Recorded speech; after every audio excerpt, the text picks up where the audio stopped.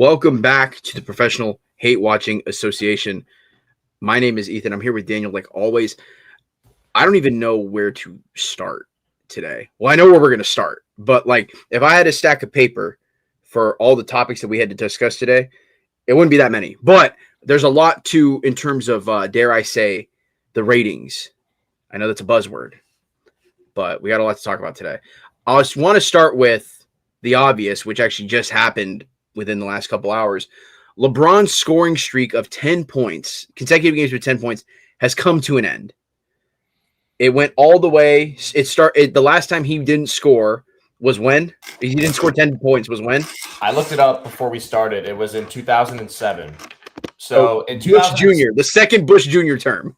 In 2007, I don't even think I literally was not a real person in 2007. I wasn't conscious. I didn't have consciousness. I don't remember what was going on. I couldn't tell you a memory I had from 2007. Yeah.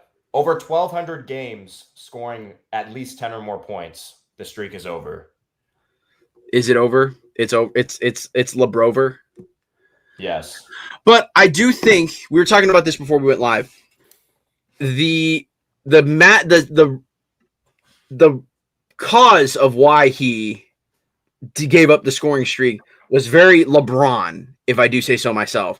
He gave up his scoring streak. He had 8 points going into the final possession. He had the ball, and he was driving to the basket, and instead of taking the shot that would have – it was a tie game that would have won them the game, potentially, he kicked it out to Rui Hachimura in the corner for the three, a buzzer beater that won them the game.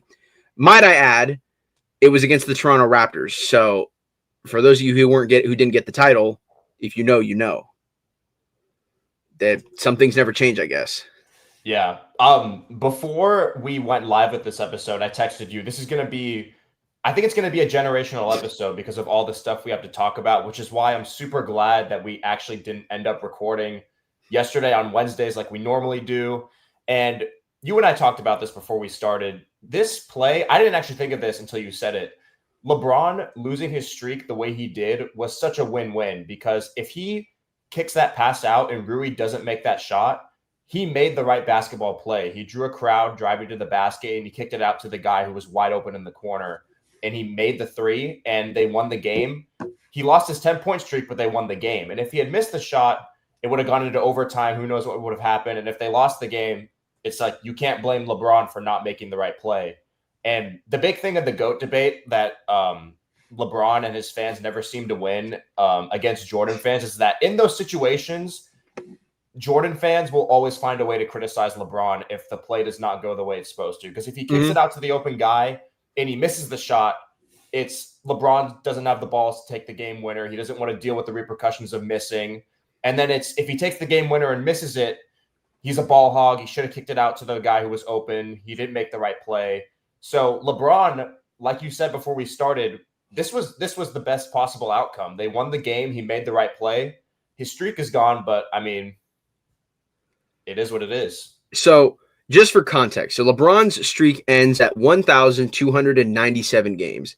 That's more games of 10 points consecutively, because he had a streak before that, obviously. Yeah. That's more games consecutively of 10 points than most NBA players ever play games, period, in their careers. The second longest streak before him was Michael Jordan at 866. And then the third longest streak is Kareem at 787. So that record's not getting broken anytime soon. But just to prove your point, though, I'm looking at my phone right now.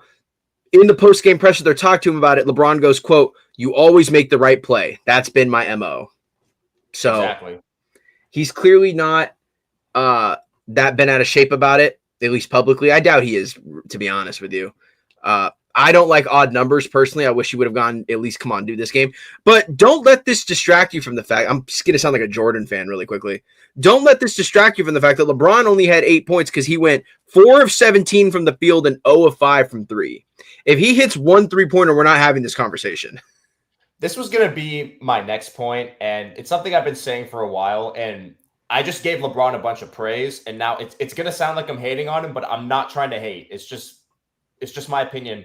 Like, this has to be his last season. Or this has – I know he wants the farewell tour, but, like, based on what I'm looking at, like LeBron needs to retire. Like he clearly looks like he's taken a step back, and maybe it's because he's playing with Luka and Austin Reeves, who have gotten off to really hot starts to the season. But I think we've reached the point where we see LeBron, and he doesn't look like the dominant player that he did, even in like the later stages of his career, beginning with the Lakers, like from year 16, 17 on. You can clearly tell he's taken a step back. He missed a lot of time with injury before the season. He's been taking games off with rest during the season. I just think we are definitely seeing the end of the line for LeBron in the NBA. And that's not a bad thing. I just think based on what I'm seeing, he's shooting 46% from the field this year, which is, I don't think he shot, I'm looking at his stats right now. The last time he shot under 50% from the field was 2019, where it was at 49. And then the last time it was lower than that was in 2014. So, and even 2019 has the asterisk because that's the COVID shortened season. Yeah, and his 3-point shooting is down below 32%. The last time it was that low was in 2015. So you can clearly tell that he's taken a step back. So I do think we are seeing the final stages of the LeBron era in the NBA. Whether next season, I was gonna say we're like that's two very different things, because we could say, oh, he's retiring after next season, because I think I can't remember which episode I said this, but when he came back, I felt like we were going to have, I gave us about a month, and by us, I mean the NBA, about a month timeline to know if LeBron was going to play, this was going to be his last season or not. For example, if this is his last year, that was his last game in Toronto against the Raptors. Yeah. So, and there's no farewell for that. Like, I refuse to believe that LeBron's last game in the entire country of Canada goes without like some sort of send off. So yeah. I do think, again, a lot of it lined up for this to be his last year. You know, year 23, has officially played the most seasons, all of that stuff. And I have no proof of this. I can't prove it. I do think, though, that if he didn't start the season on the injured list, this would have been his last year, because then he could have played the whole thing.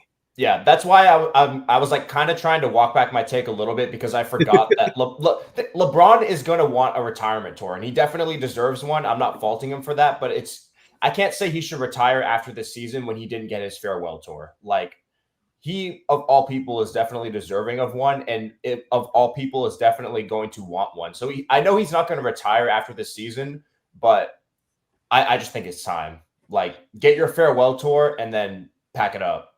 Like that's my opinion. No, that's fair. Crazy that you're calling either the greatest or second greatest basketball player of all time, telling him that. But, you know, regardless of when LeBron chooses to retire, he could wait for 3 more years for all we know. He will get a chance to get a farewell tour and pack it up.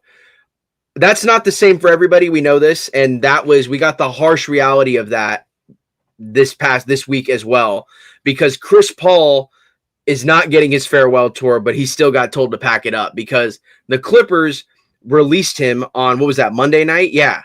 They released him on Monday night in the dead of night.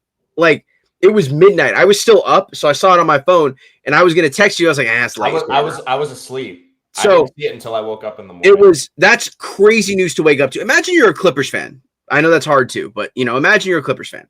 And you wake up because, you know, having Chris Paul on your team it's, you know, maybe when you were a kid, he was your guy because he was point guard on the Clippers and all that stuff. And now he's back for his farewell tour. And you're like, you know what? The season's pretty bad, but at least we get to see Chris Paul ride off into the sunset. That's how a lot of superstars go. They're not as good. Like, think of Dirks last year. Like, right.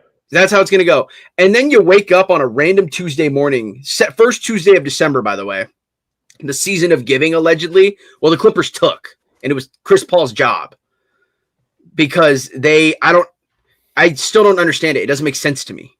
Yeah. A couple of weeks ago, or whenever he announced that this was going to be his last season, I made a social video for the Misfits talking about how it's super fitting that Chris Paul's last year is going to be on the Clippers. And then just a few days, like a week and a half later, they release him, like you said, in the middle of the night. He's asleep, and then he woke up to getting fired, which is like, it's super crazy to think about. And you just don't really understand the logic, because the Clippers have already gotten off to a super bad start to the season. what does cutting Chris Paul do to make you better? Because it's not like there's anybody out there that is going to replace him that's going to instantly turn this thing around. Because I don't know if Steve Ballmer and Lawrence Frank know or not, but Chris Paul isn't the only old head on that team. They're one of the oldest teams in the league. James Harden's up there in age. Brook Lopez was a Defensive Player of the Year candidate for the last few seasons in Milwaukee, and now he's just getting straight DNPs every single night. He can't even see the floor.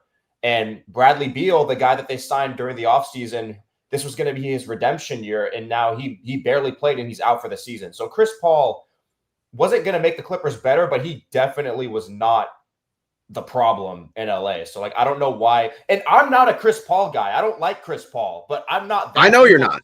To where I would want to see someone like that, for all he's done for that franchise, get cut in the middle of the season when he literally made it very clear that I announced my retirement because I want my farewell tour. And then you just cut him in the middle of the season. I don't get it at all. Especially given all that he's done. Like, everyone's saying this, the Clippers would not be relevant, you could argue today. Probably is true without Chris Paul. He made that franchise relevant. Lob City isn't Lob City without Chris Paul, because exactly nobody, like, other than him and like maybe Jamal Crawford, shout out Jamal Crawford, they're not throwing those lobs. So I think you hit the nail on the head there, because it's what do the Clippers actually gain from releasing Chris Paul? It's like, you know what, it gave the vibe of, you'll know what I'm talking about when I say this, of like someone who is has a different opinion just to be edgy. Mm-hmm. Tries to play devil's advocate. Just trying wants to be different just because for the sake of standing out in the crowd. They want to be like the other. Yeah. And that's what it feels like the Clippers did, because there's no, like, I don't care if the Clippers lay out a full PowerPoint corporate style presentation about why they released Chris Paul. It won't make sense, because it's not even really an intangible thing, but if they want to chalk it up to it, so be it. The intangible feeling of just having Chris Paul along for the ride. Like, there will be, I don't think there will be, but there can be statistical proof that Chris Paul put people in the seats for the Clippers, because the Clippers are horrible. Yeah. Like, if I'm a Clippers fan, again, crazy to imagine, but still, stay with me now. If I'm a Clippers fan, or even just an LA sports fan, and the Clippers are playing on like a Saturday afternoon, I don't want to spend my Saturday afternoon on a Clippers game, but oh wait, it might be the last time I get to see Chris Paul play. Okay, I'll throw some money down to go to a Clippers game. Like, that's happened, I guarantee, every home game that they've played, and for every home game was going to be every home game after. So yeah, it's just, it doesn't make sense. I thought this was the point of the Clippers. You're winning now. Like, bring Chris Paul along for the ride is pretty much as win now as you can get. Yeah. It's just funny because they played the last game that he played for them, right? I think was that blowout against the Heat when Norman Powell went off and they were down by like 42 at one point, I think was the largest deficit they had. Mm-hmm. And he sort of recreated his own meme that he had in the playoffs in Game 7 against the Suns or against the Mavs when he was in Phoenix, you know, hitting a three to cut the lead to 42. And I think it was something, his last basket in that game he hit a three to cut the deficit to 33 or something like that.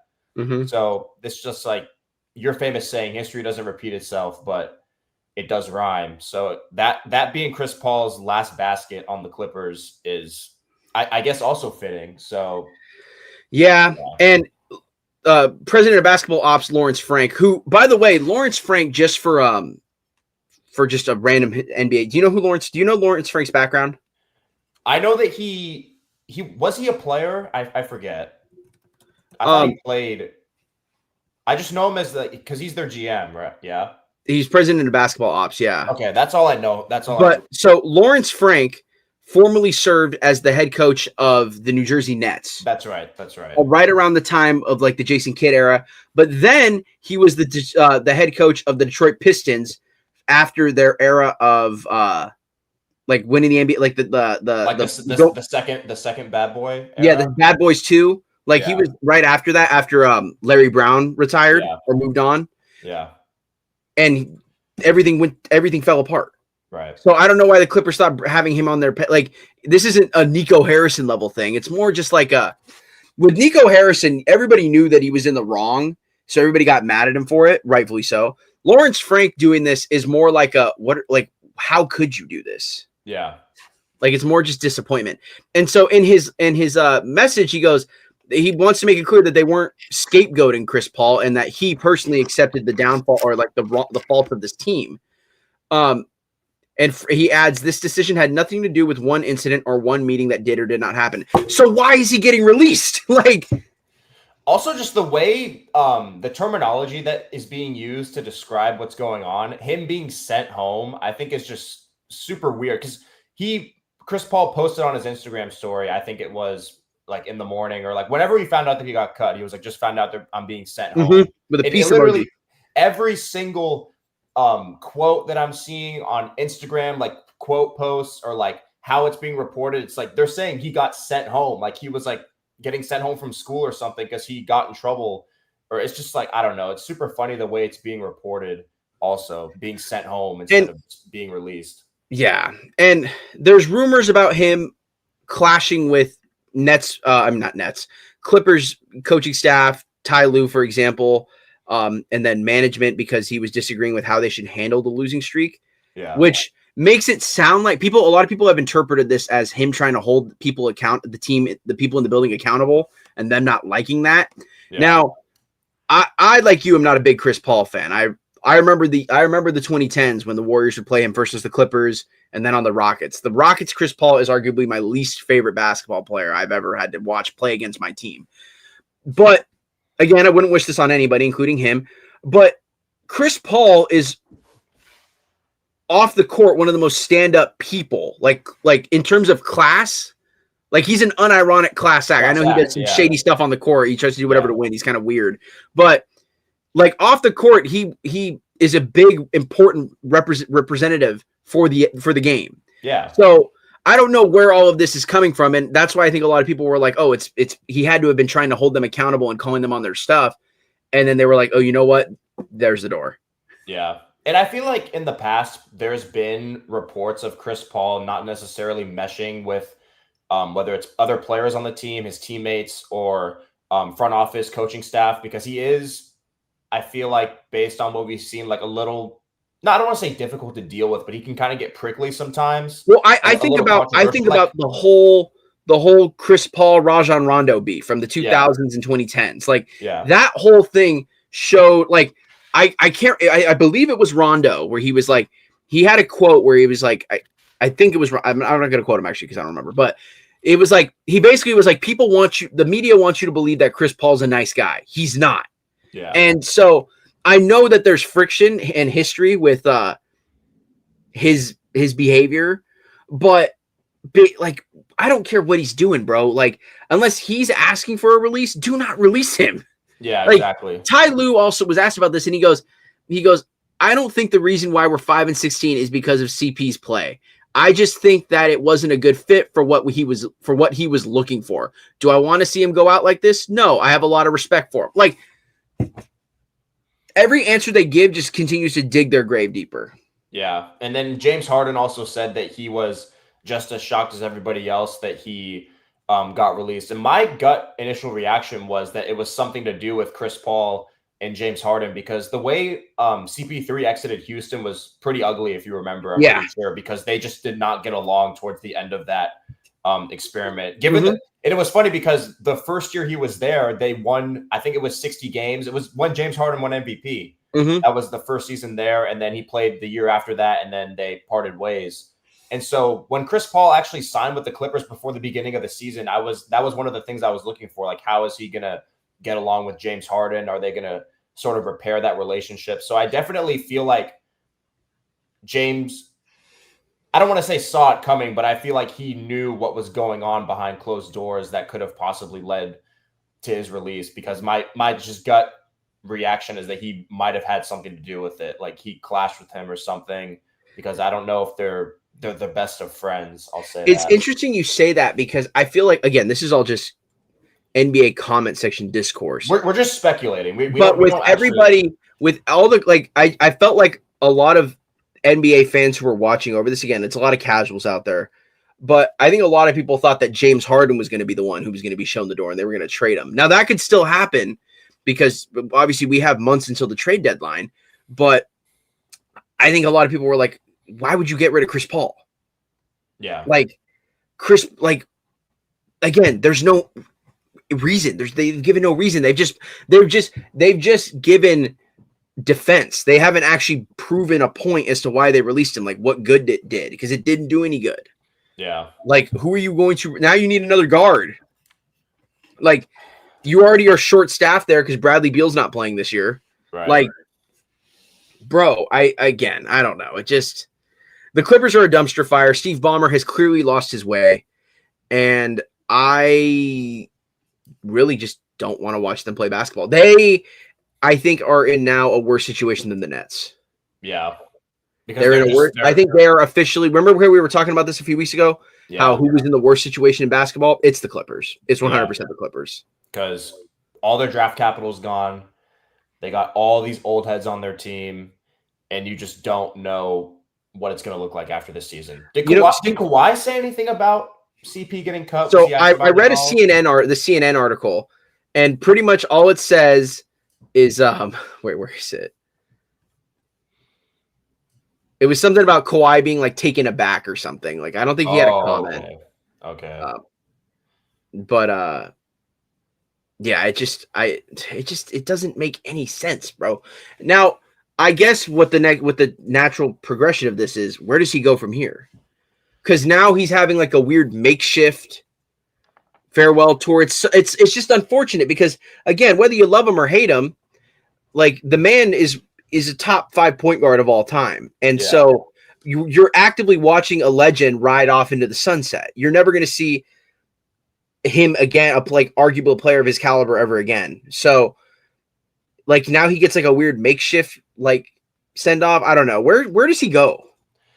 I mean, I guess people were chatting about the Lakers, but then I don't really see that fit because, one, he's just too old, and there's no room for him really because Luka is going to be dominating the ball.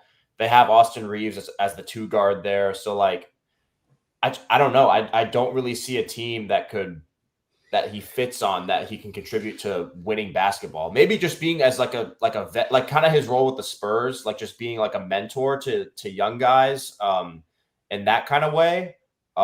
That's something that I could see. I was going to say he could be like an Iguodala on the 4th championship Warriors type, where he's kind of just there, doesn't really play that much. Yeah, I don't know, obviously, because I don't know him personally. I don't know where CP3's headspace is about, like, if he wants to, would he rather at this point, now that his farewell tour with the Clippers is over, would he rather go to a team where he can log some minutes and play as much as he can before he retires, or would he try and actually go and get that ring? Right. Because I don't know if there's. I agree with you where it's if he chooses to, if him and the Clippers agree to sign on for the rest of the season, he's choosing the latter and not the former. Yeah. So he obviously would be aware of that, but if you're on the Lakers, bro, like, you're gonna have a good crack at the ring. Yeah. So, or just go to Denver. You'll win. According to us, you're winning the ring if you go to Denver. Yeah. True. So I don't know. It's frustrating. My first thought was the Lakers, just so he can pair up with LeBron. Yeah. And dude, you want to talk about box office? Like, imagine the Lakers pick up Chris Paul. They give him a good, they salvage his farewell tour. That puts people in the seats. Not that the Lakers have issues putting people in the seats, but it's crazy. It's great publicity. It's again, the Lakers, the good guys, the Clippers, the bad guys. It's like such a great PR stunt for him. Chris Paul retires, and then you immediately switch that into a LeBron retirement next year. Like, that'd be crazy. That might be the most lucrative, like, 20-month stretch of the Lakers franchise history. Yeah. And then I guess that would mean that he finally gets his chance to play with the Lakers after the trade was. Yes. Oh my God. We forgot about that. By David Stern. So David Stern's going to roll in his grave if that happens. Yeah. He should. Lakers, why not? Because I feel like it's kind of like, I feel like it's a low risk, high reward. I don't even know if there's a reward because again, I don't know if they need. No, the reward is the publicity. The reward is saving Chris Paul from hell, which is the Clippers. Yeah. And after they did him oh so wrong and they could not defend their actions, the Lakers literally opened the door for him and they just go, hey, come hang out with us, play 8 minutes a night. Like, it's I don't know. It's the win here is the publicity, because in reality, if the Lakers are going to go on a championship run, Chris Paul isn't going to do much tangible work, like at least what everybody sees on like in games to contribute to that. Yeah. There will be a game or two, presumably, where he would have to come in and inevitably and make that difference. Yeah. Hopefully, it's not in the playoffs, as we know his playoff history, but it would just be such a PRW, man. Like, I don't know. Like, not that the Lakers need more fans, but like, you would probably convert some Clipper fans. You'd probably convert.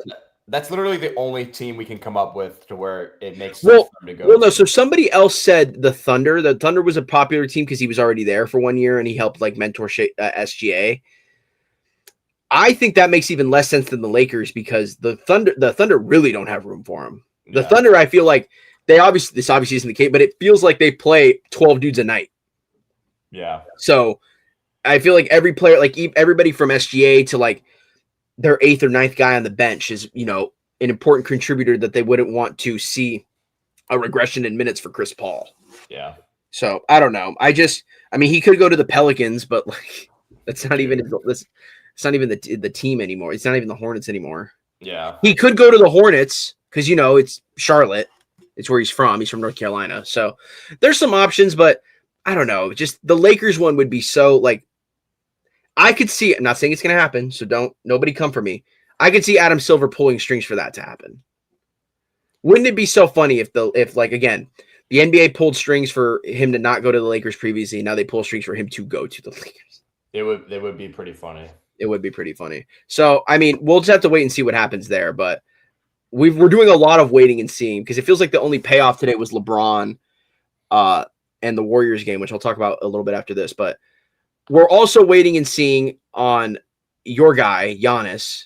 I want to give you the floor on this because, again, every week I try to give you a time to talk about it. But this week especially, I'll let you talk, but I want to just end with this. To me, it felt like this news came out of nowhere. Maybe you feel a different way, but let me know what you think. So I appreciate the fact that every week this kind of feels like my Bucks basketball therapy session to where I could just rant and talk about the Bucks. So for context, if people don't know, the Bucks on Monday lost to the Wizards. And not only did they lose, they blew a 16-point lead and they were missing who you could argue is their best player in Alex Sarr. CJ McCollum every now and then will have like a blast from the past, like 30-point game like he did on Monday. Chris Middleton every now and then will play like 2021 playoffs Chris Middleton like he did on Monday against the Bucks. But I'll say Alex Sarr is their best player because the Wizards suck. Consistently, and he's the best guy, like consistently, like you said. So they lost that game, and that was and before that, they played the Nets, the game that they won. But before that, they had just lost to the Knicks, and that was their 7th loss in a row. And since Giannis has been on the Bucks, the last time he lost 7 games in a row like that was in his rookie season. So he's not accustomed to losing that many games. And they lost to the Wizards. He cleared his social media of like any sort of, all right, Ben, I see you in the chat. We're not going to stop. This is literally like, I have to talk about this. And so clears the social media. And then the next day, the reports come out that he is going to be having a chat with ownership over the next few weeks about his future on the team, because now we're basically almost a third of the way through the season, and the Bucks, call it like it is, they're a below average basketball team, even with Giannis. That's what their record is. That's what they are. And I never really bought into Giannis trade rumors, but now I'm 100%. I don't think he played his last game in a Bucks jersey yesterday against the Pistons when he got hurt, but I think he will definitely get traded at some point, because now at this point, it's just a giant distraction. Every single game, they're going to be asking about Giannis trade rumors. Like even yesterday, when you think about what happened yesterday, Giannis got hurt at the beginning of the game with like 9 minutes left in the first quarter, calf strain.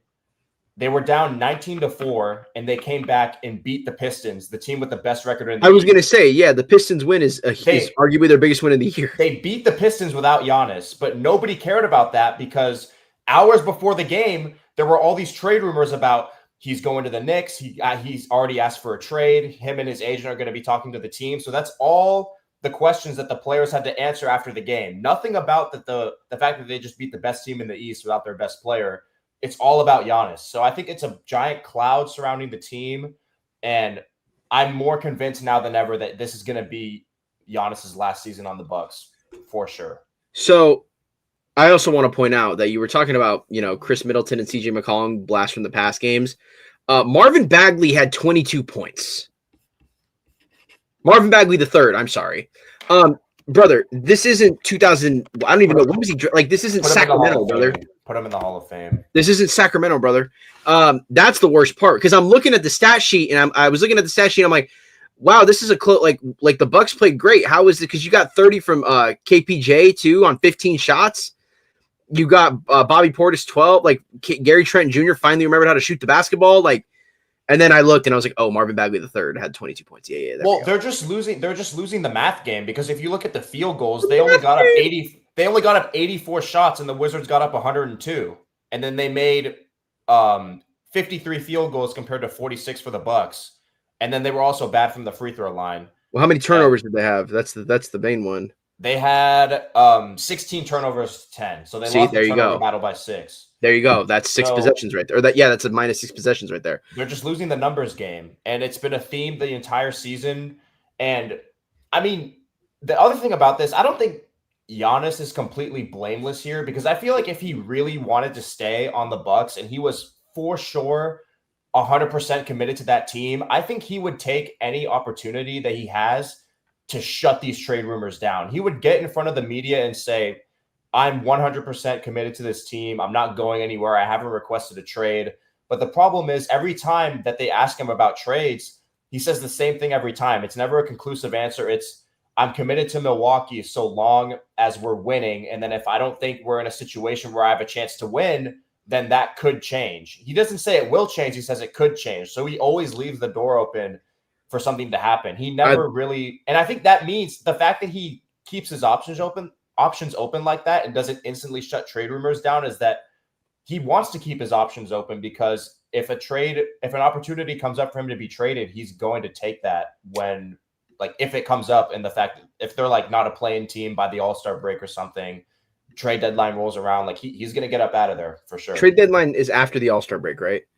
I believe so. Yeah. Okay. Yeah. It's around the same time. I'm pretty sure.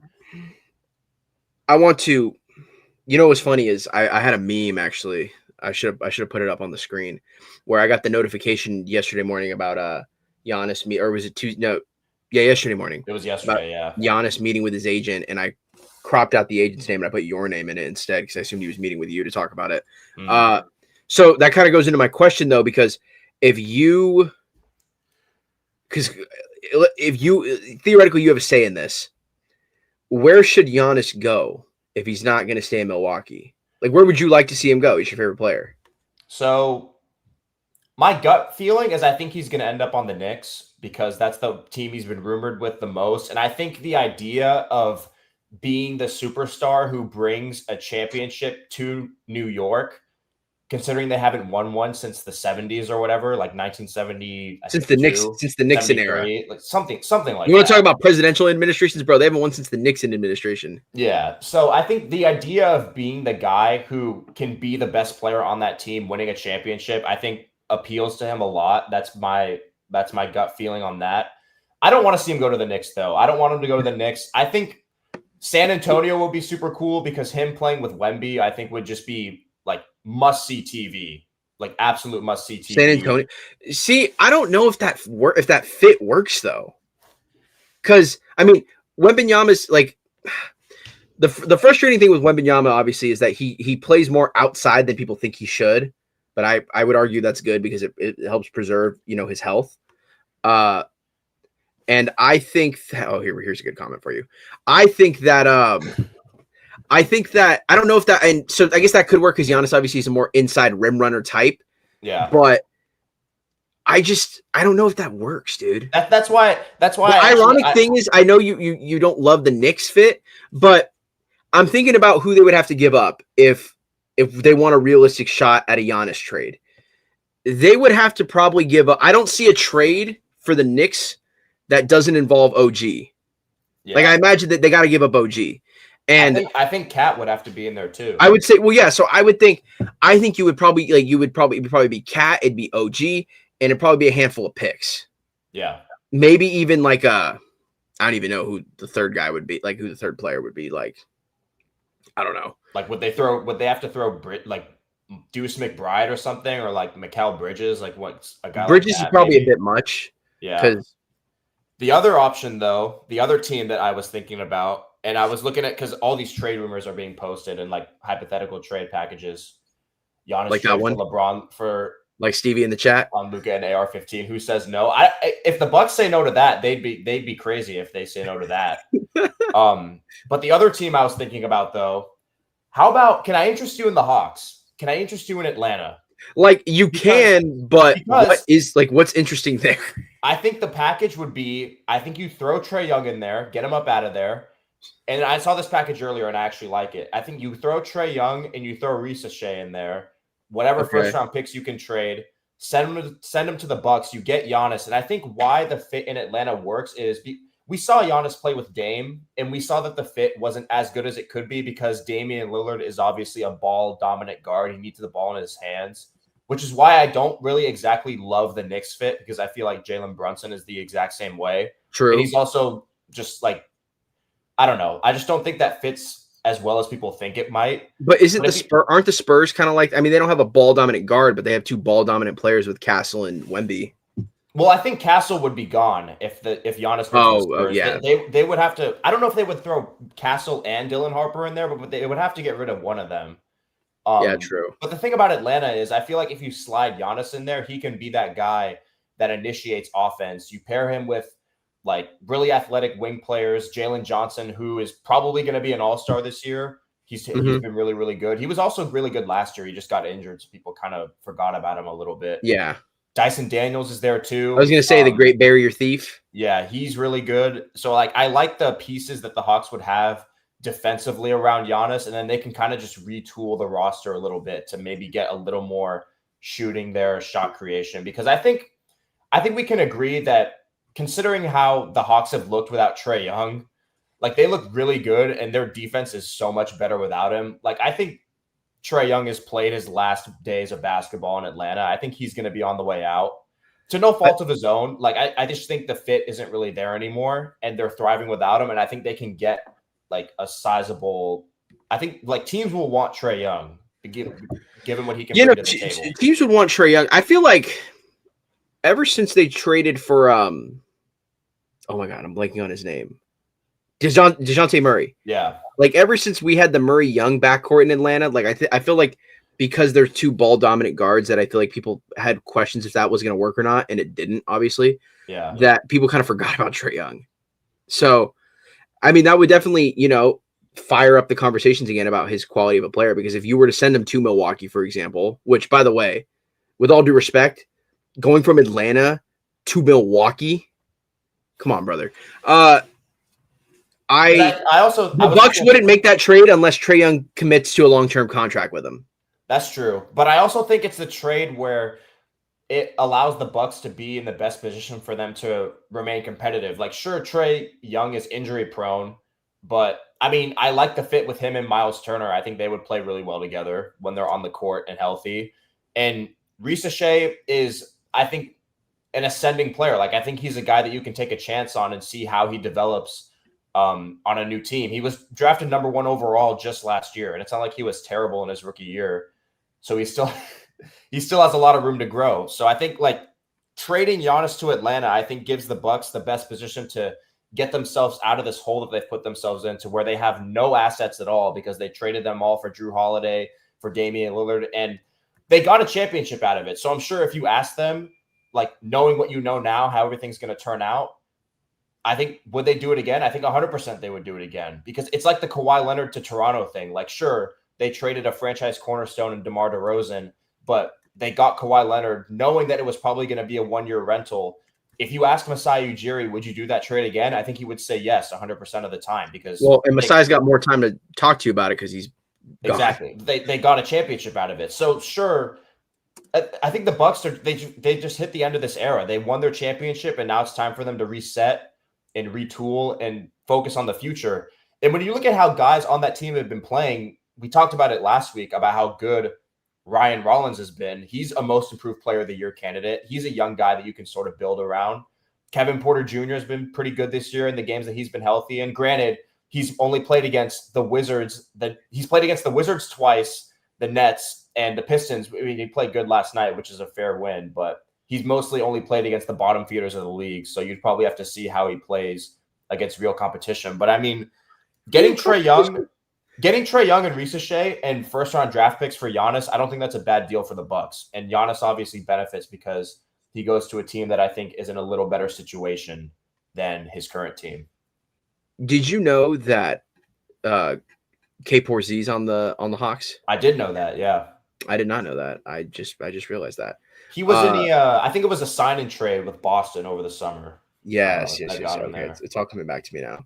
Him and Marcus Smart, bro, they kind of just because people forget that Marcus Smart signed with the Lakers. Like, you'll bring that up to people and they'll be like, I thought he was on the Grizzlies or the Grizzlies. Yeah, the Memphis Grizzlies. Yeah. I don't know, man. It's just did this news come out of the blue to you like how it did for me or no? Because like obviously that's your guy, so you pay more attention to it. I don't think so, because I think there's been Giannis trade rumors for a super long time. Since he started winning his MVPs, before he won his first championship, I think that's when they were I do remember that. Really prevalent, because it's like you have 2 MVPs, but it's like you can't go further in the playoffs, so maybe you need to look into going to a different team. But I mean, the fact that the Bucks are under 500 and we're, like I said, like pretty much like about a third of the way or like almost a third of the way through the season. And he's always said that I want to be in a situation where I can win. And he's constantly putting pressure on the front office. And so the fact that they're under 500, they're not winning, and they've had some pretty frustrating losses. I'm not surprised that he and his agent, which according to you might be me. I might be his agent.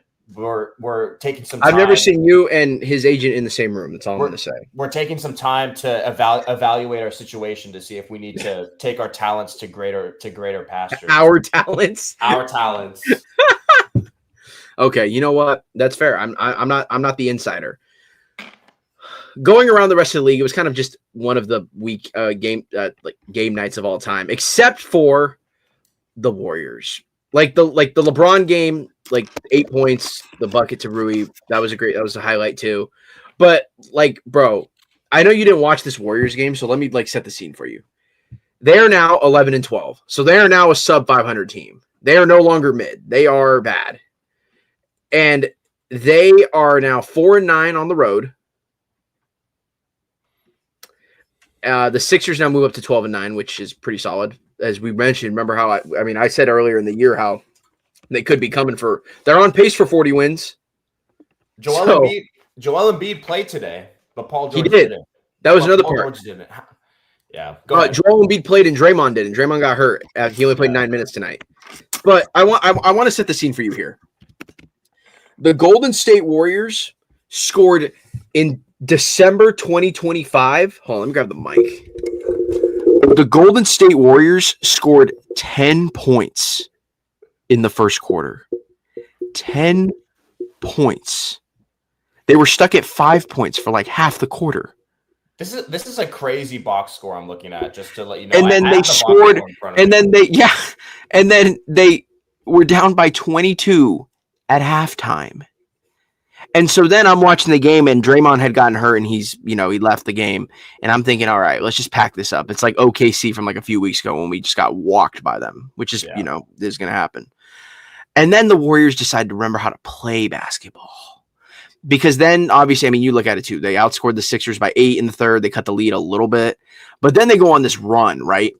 They outscored the Sixers overall for the whole quarter. I'm going to put this down now. They outscored the Wizards overall by 13 in the final quarter. And at one point they had the lead. It was a 3-point lead. Yeah. 3-point lead. Goes down to 1. There's like a controversy around like time, like the ball, possession of the ball or whatever. Doesn't matter. Brother, they lost on a putback.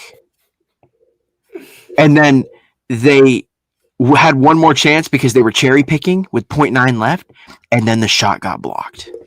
By who? By who? Who blocked the shot?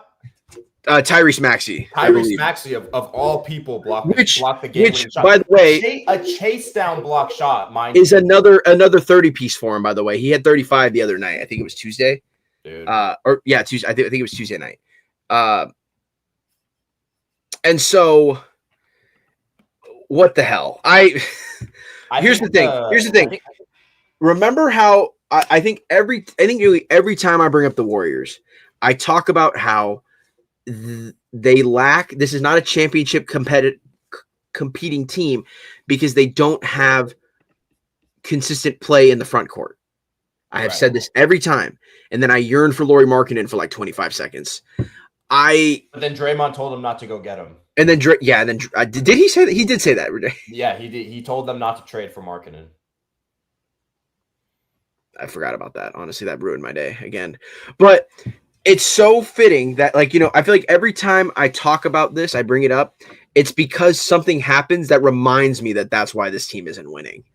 Like, what do you mean you gave up a putback to lose the game? Yeah. Like, what? What do you mean a championship team 4 times over in the last 11 years gives up a putback to lose the game? Like, and I understand it's the NBA. Like, anything can happen. These players are the most talented players in the world. I get that. Like, but like, dude, I promise you that doesn't happen if Lauri Markkanen's out there. I don't know what the Sixers record is in games. 12-9. When they wear the black jerseys, the throwbacks? The throwback black jerseys. I just think they're not allowed to lose in those jerseys. I don't think they are. They shouldn't. Because they also played. Sorry to make it about the Bucks. No, but I'm going to do it really good. quickly. They played against the Bucks a few weeks ago, and Tyrese Maxey scored I think it was his career high or close to his career high, 52 points. They won in overtime wearing those jerseys. So I think those jerseys are they can't lose in those jerseys. I want to add just real quick that Lauri Markkanen tonight, the Jazz beat the Nets, huge needle. That's real basketball. That's real basketball. That was the game of the night. Lauri Markkanen had 30 and 8. Just want to put that out there. Yeah. 30 and 8. Meanwhile, the Warriors, so he had 8 boards. Brother, Buddy Hield led the Warriors in rebounding. With 8. Yeah. With 8. You mean to tell me? No, I mean, again, take it with a grain of salt. Draymond didn't play. He had 3 boards in 9 minutes, so he presumably would have gotten more. But like, brother, Al Horford got 6. Yeah, and I'm not even mad at Al Horford because, like, bro, he's like 40. Yeah, and this ain't no Al Horford James or whatever. Like, this ain't none of that. Like, we're not. Yeah. And I know Steph is obviously injured. Is he going to get reevaluated this week? Mm-hmm. He's going to get reevaluated, for his injury. And I know, like, obviously he didn't play, but I think even with him, it's kind of the same problem that the Bucks are having right now, that my team's having. I think the Warriors are just, like, even though they're more top heavy, I just think they're just they're just an average basketball team. I don't know. They're going to lose. Yes. They're going to lose games like this where you come all the way back from down 22 and then you give up a putback at the buzzer. Games that you absolutely have to win. You have to steal. Like, that's a game you should steal with your best player out. You come back from down 22. It's just that's at that point, just lose by just keep the deficit, bro. Yeah. Al Horford. I think the frustrating thing is that, and again, I kind of fell for it beginning of the season. Kuminga had that great first game tonight. That wasn't the case. He had 9 points on 4 of 12 shooting. Yeah. Podziemski, 6 points, 2 of 8.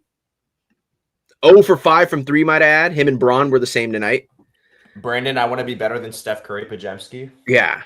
Moses Moody, of all people, was the most consistent shooter. Al Horford, 1 of 8. Like, what? Like, bro. Seth Curry, cardio game. You light my fire. Like, I don't know. This team, Pat Spencer, actually, I take it back. He was the most efficient scorer. 16 points on 8 shots, might I add. Lacrosse player, by the way. Trace Jackson Davis went out there to put up 1 shot and not make it. Seth went out there to take 2 shots. What was the deal with the Seth Curry thing? Because I thought they had him on the roster and then they cut him and then they brought him back. Like, I don't know. I don't know. But yeah, no, he's back on the team now. And wearing 31.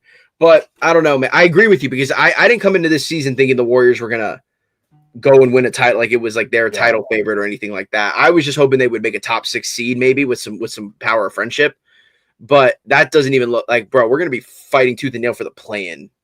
Like, I don't know if the Warriors, if they're gonna even make the play-in, bro. Like, now they could very well, make a move like how they did last year, like Jimmy Butler-esque, but like I don't know if there's a dude in the league right now that you could say that could save the Warriors, bro. Now they're at 8. They're at 8. Right. So they are still in the play-in. They're above the Grizzlies and the Blazers, who, by the way, did you see the Blazers beat the Cavs last night? I didn't see that, no. The Blazers beat the Cavs behind Denny Avdia. He had a great game. But dude, the Blazers have like wins against some of the best teams in basketball. And they're still 10th in the West. They're not even a play-in team right now. Yeah, because they're 9-13, dude.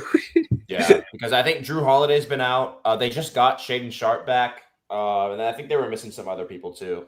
So they just had a weird season. So their notable wins include, but are not limited to, the one loss OKC has taken, a win versus the Lakers, a win in LA, a win versus the Nuggets, 2 wins versus the Warriors, a win at Milwaukee, and a win at Cleveland. Yeah. And yet that team is 10th in the Western. Like, bro, the Warriors are cooked. Yeah. And to your credit, I remember when we recorded an episode on, I think it was the second day of the season, opening week, after they beat the Lakers. No, I think they beat the Lakers on opening night because it was that NBC, the Peacock doubleheader. The Warriors, yeah. That they didn't let you watch because they wanted to show you overtime of the Rockets game. Double overtime. And Katie should have got called for that timeout, by the way. Yep. To your credit, you kept your expectations very low after not low, but like managed. You managed your expectations after they got a pretty, I would have said, convincing win against the Lakers on opening night because they let Luka go for 40 or whatever, but they pretty much clamped down on everyone else. And you were like, yeah, I see that, but like this team's still mid. So the one thing that I did say that and then I think I called for a Lauri Markkanen trade again after that. Yeah. The one thing that I couldn't have predicted from that game, and I don't know if you said that. I don't know if you said this either. Was like DeAndre Ayton kind of remembered how to play basketball in the last month. Yeah, like he's gotten better. Which that was really the X factor in that Warriors Lakers game, was because somehow our front court was better than their front court. Which if we played them now, that would 100% not be the case. So yeah, which is good because we're gonna play him again, multiple times. So Warriors are cooked. I spent too much time talking about that. I'm mad again. I want to talk about the standings before we go, just really quickly, because you talked about the Bucks beating the Pistons, which was a huge game. The Knicks are back in 2 because the Raptors are now forgetting how to play basketball. I wonder if like the cold is getting to them. They play in a closed arena, by the way, but I don't know if it's the weather, if it's the season's changing or what. But they're slipping, and here come your boys, bro. The Miami Heat up to 4. Yeah. The Celtics are doing pretty good too. They're at the 5 spot, 8-2 in their last 10 games. That one kind of surprised me, but not really, because the Celtics are still a really well-built team. And then I know their record doesn't really reflect it, but Orlando, or speaking of teams that have remembered how to play basketball, we can slide the Magic into that category. Paolo's been out for a little while, but they're starting to kind of regroup, find their form. 7-3 in the last 10, back in the playoff picture, 6th in the Eastern Conference. The Cavs, though, 13-10. Weren't the Cavs just 12-7 or something like that? Something like that. Yeah, they're 5-5 in their last 10. Yeah, 13-10. It's been a really slow start to the season for them. They've lost. Yeah. Okay. No, I wasn't tripping. They've lost 4 of their last 5. The team that most people, I don't want to say most people, but everyone was either picking the Cavs or the Knicks before the season started. I did pick the Knicks. 13-10. What'd you say? Lost 4 of the last 5? Mm-hmm. They have some stuff they need to figure out too. Like, it's only the regular season. I think the bottom's gonna fall. I think the bottom's finally gonna fall out, dude. Because the one thing that Donovan Mitchell-led teams have going for them every year is they dominate the regular season. He's had 2 1 seeds and lost in the second round both times. So to quote Jared Allen, I hope the lights aren't getting too bright in game 24 of the regular season. Game 24. It's already the dog days for him, and we're not even at the halfway mark. Yeah. And then speaking of one more, speaking of loss, remember when the Bulls were the 1 seed in the East? I was just gonna bring that up to you. They're down to 11 and they've lost 5 in a row. Dude, the law of averages, man, hit them hard. They have lost 1, 2, 3. They've lost 5 in a row, 6 of their last 7. And then, oh my God. Wait. How many is this? 3, 4. Wait, 1, 2, 3, 4, 5, 6, 7, 8, 9, 10. They've lost 10 of their last 13. So that the law of averages has hit them hard. They lost last night to Brooklyn. They were the 1 seed for like what, a week and a half, 2 weeks? For like 27 seconds. Yeah, 27 seconds. Yeah. That's funny. They ran a Steve Nash Suns 7 seconds or less offense in the 1 seed. Yeah. But I want to point out, I don't mean to kick a man while he's down, but like, dude, look at the drop off. Like it's 12 and 9, 13 and 10, 13 and 10, 10 and 13. Like, yeah.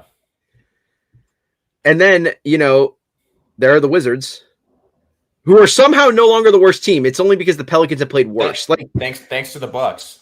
Technically speaking, like the Western Conference is more top heavy this year than the East, but like the East technically up to this point has had has a deeper rotation of like winning teams, because the Warriors are now below 500, and then they're only the 8th seed, and then you have the Grizzlies and the Blazers. Forgive me for not being an avid watcher of Spurs basketball, but how are the Spurs the 4th seed and Wemby's not playing? Dude, it's a good team. That's why I told you, bro. They're a dark horse. I still think Denver's the better team, but like, I don't think I said this at the beginning of the season, but I wouldn't be surprised if it's like a Nuggets Spurs Western Conference Finals. The thing that would trip them up, in my opinion, is just their lack of playoff experience. Yeah. Like if they were to play like the Lakers Spurs, by the way, would be generational. That's old heads would love that one. The one thing that would hold the Spurs back would be their inexperience. You have quite literally one of the most experienced playoff teams available against them. I don't know. The Wolves are kind of just chilling. But yeah, the Blazers started off. Somehow the Blazers are they have all these wins, but they somehow have still fallen off. They're 3-7. I need to actually sit down and watch a Suns game to figure out why they're playing good this year. I don't get how they're doing good. Watch a Suns game. 13 and 9, 6 and 4. I think they've been the biggest surprise of the season, in my opinion. Yeah. I think the Suns were kind of an afterthought, because it was very. I mean, I said this last week or at some point where it was like, it felt like it was just a slightly better reincarnation of the old 3-guard 2015 combo, which was like Eric Bledsoe, Brandon Knight, and Goran Dragic. Yeah, and they don't even have. You can say this is a positive or a negative. They don't even have Jalen Green, and that was the main piece of the KD trade. That was the main component that they got back. He played 1 full game, and then he got hurt in the next game, re-aggravated the hamstring. But yeah. I mean, here's one more that I want to throw your way. Dallas has quietly won 3 games in a row. They've beaten the Clippers, the Nuggets, and the Heat. The last 2 games coming from double digits. And the last game especially was interesting because Cooper Flagg scored 22. Dude, Anthony Davis had 17 and 17. Yeah. Like, the Mavs are probably like, oh, perfect. He's raising his trade stock. Yeah. But, I mean, I'm not counting on the Mavs to do anything. But, they're no longer the worst team in basketball. That's a plus. It's funny because it seems like Nico Harrison's vision is almost starting to, like, kind of turn around, because they are one of the best defenses. I think they're a top 5 defense, actually. Yeah, they've been a good defense they've been a good defense all year.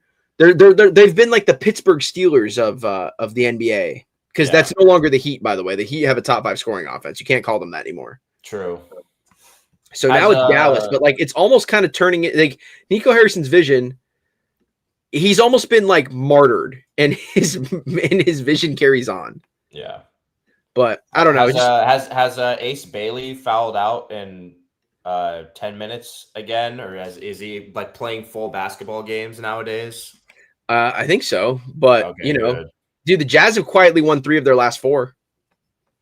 They play the Knicks tomorrow. That's real basketball. Oh my God, I can't wait to go to the Friday night game at MSG. Who are they playing? The Jazz. The Jazz. So I don't know. There's just a lot of teams just hanging around.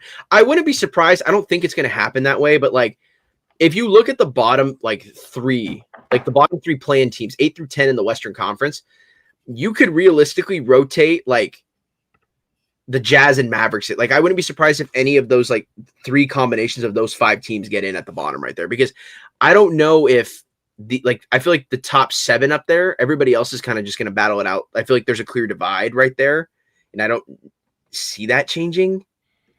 Like, I don't know. It's like broken up into 3 categories. It's like you have top 7, the next 5, and then it's the Clippers, the Kings, and the Pelicans. Dude, the Clippers and the Kings. The Kings just need to blow it up. They get DeMar DeRozan out of there. And what's funny, we didn't even address this when we talked about the Clippers. They've been interested in DeMar DeRozan, another old player who will do nothing for their team. DeMar DeRozan, I remember back in the day when DeMar DeRozan, there were whispers about him going to the Lakers. I do too. From the Spurs, I think. And that would have been, I mean, DeMar, he's from LA, obviously. Local guy. But, bro, he does not want to go to the Clippers. No, definitely not. Somebody should ask him that. Somebody should ask DeMar, there's been conversations about you going to the Clippers. What are your thoughts? And he like should get the full alley-oop to just like say, I don't want to go there. He's not going to say it, but like it would be funny. I mean, he signed with a team in Sacramento as a free agent, so I think anything can happen. Yeah, but the Sacramento you can't be a second-class team if you're the only team there. I guess. I mean, there's the Stockton Kings. Champion Stockton Kings. Yeah. I know that's not Sac, but it's a stone's throw away. Yeah. And then the Pelicans are the bottom feeder, which, maybe call Chris Paul. I don't know. Chris Paul, don't do it to yourself. Go to the Lakers. Yeah, go to the Lakers. All right. That was a lot to talk about today, but, thank you all for tuning in to this week of the Professional Hate Watching Association. For Daniel, I'm Ethan. We will be back next week, regular time on Wednesday. But until then, we will see you next time.